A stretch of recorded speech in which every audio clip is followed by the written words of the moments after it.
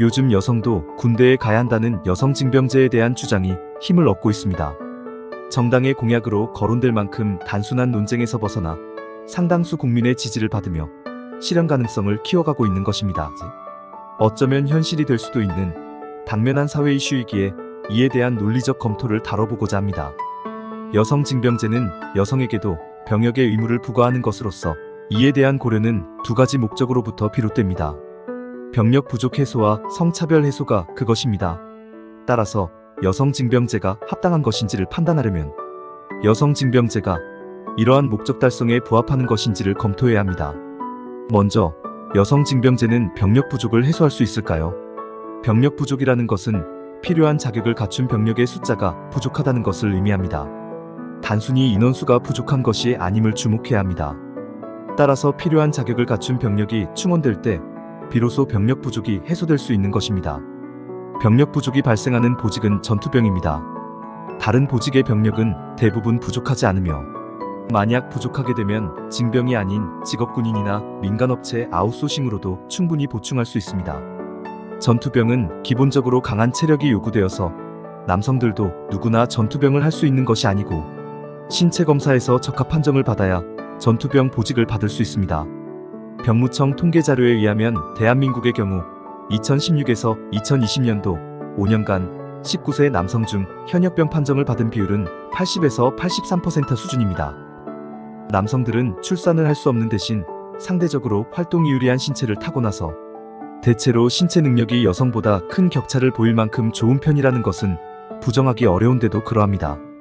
이 점을 고려하면 여성 중에서 전투병 보직을 수행하기에 적합한 인원은 현저히 적을 것임을 합리적으로 유추할 수 있습니다. 따라서 여성 징병제가 병력 부족 해소에 기여하는 효과는 매우 적을 것이라고 판단할 수 있는 것입니다. 결론적으로 비상시에 병력이 절대적으로 부족한 매우 제한적인 상황 외에는 병력 부족 해소를 위해서 여성 징병제를 실시하는 것은 목적에 부합하지 않는다고 할 수 있습니다. 다음으로 여성 징병제는 성차별을 해소할 수 있을까요? 성차별이 없는 남녀평등을 얘기하다 보면 거의 빠짐없이 여성도 병역을 이행해야 한다는 주장과 마주하게 됩니다. 여성과 남성이 모든 면에서 동등하게 처우되어야 한다면 병역 또한 예외가 되어서는 안 된다는 것입니다. 과연 성차별 없는 남녀평등이 구현되기 위해서는 남녀 공이 병역 의무를 이행해야 하는 것일까요? 결론부터 얘기하면 그렇지 않습니다. 여성에게 병역의 의무를 부과하는 것은 오히려 남녀평등에 위배됩니다. 평등은 동등하게 처우받는 것이지만 개성에 따라 다르게 처우받아야 하는 부분도 있어야 하기 때문입니다. 남녀평등이란 성별에 관계없이 구성원 자격에 대한 사회의 처우가 동등한 것이며 성별이라는 개성에 따라 사회의 처우가 달라야 하는 것도 있는 것입니다.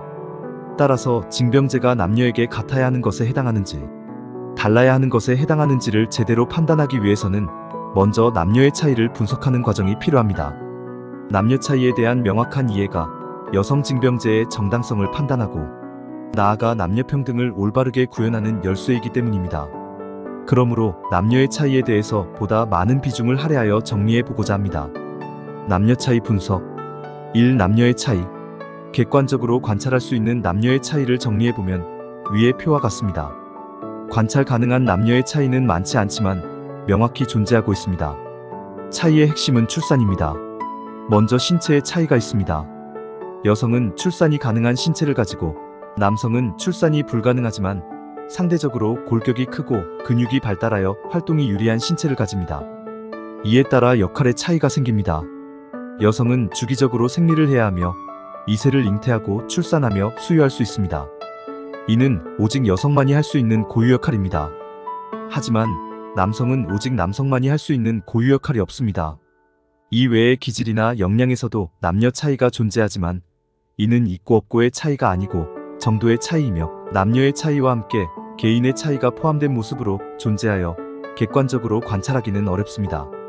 실생활에서 관찰되는 남녀 간 역량 차이는 역량별로 수준의 분포의 차이가 있다는 정도입니다.